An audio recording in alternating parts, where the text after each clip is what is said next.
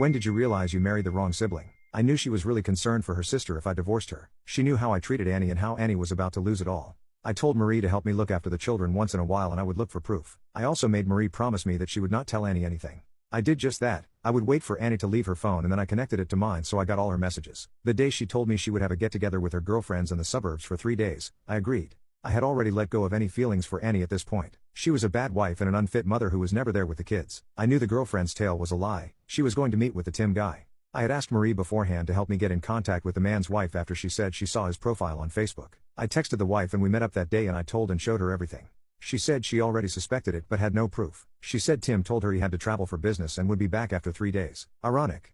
After 2 days, when Annie was supposed to return the next day and after I found out the location of Annie and Tim, I dropped the kids off with Marie's mother and hopped in my car with Marie and Tim's wife, driving to the hotel where my wife and the bastard were. It was very hard to bribe the receptionist after explaining our ordeal and get the key to the room. We all went to the door, Marie shaking, Tim's wife on the verge of tears and me. I felt nothing but disgust and seething anger.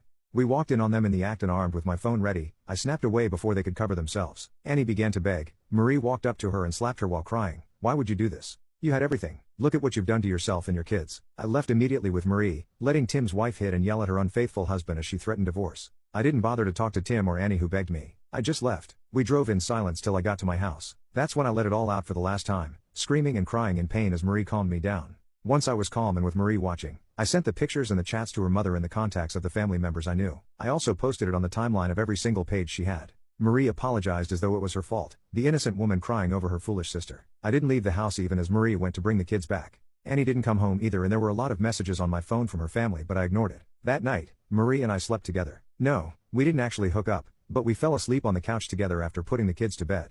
There was no reason to and no thoughts about it but it was calming. The next day I contacted my lawyer to prepare the divorce papers. I had Annie's things moved to her parents' house. That afternoon she came begging and crying on her knees, blaming the devil, lust, Tim, anything but her. I threatened to call the police if she didn't leave. She didn't. She stayed there till evening when her parents came and used that opportunity to get in the house. They apologized on her behalf as well, but it wasn't their fault.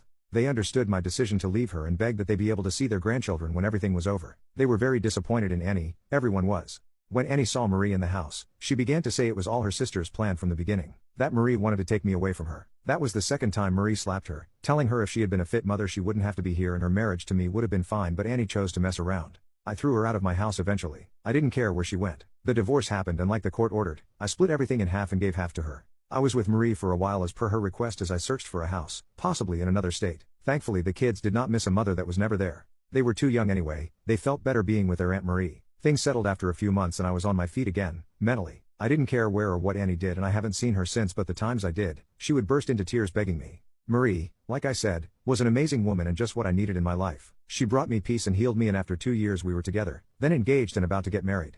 She has been the best thing that has ever happened to me. Even though I was in an insane amount of time, I can't help but look back on what happened as a good thing, because I would never meet the actual true love of my life. I love you, Marie.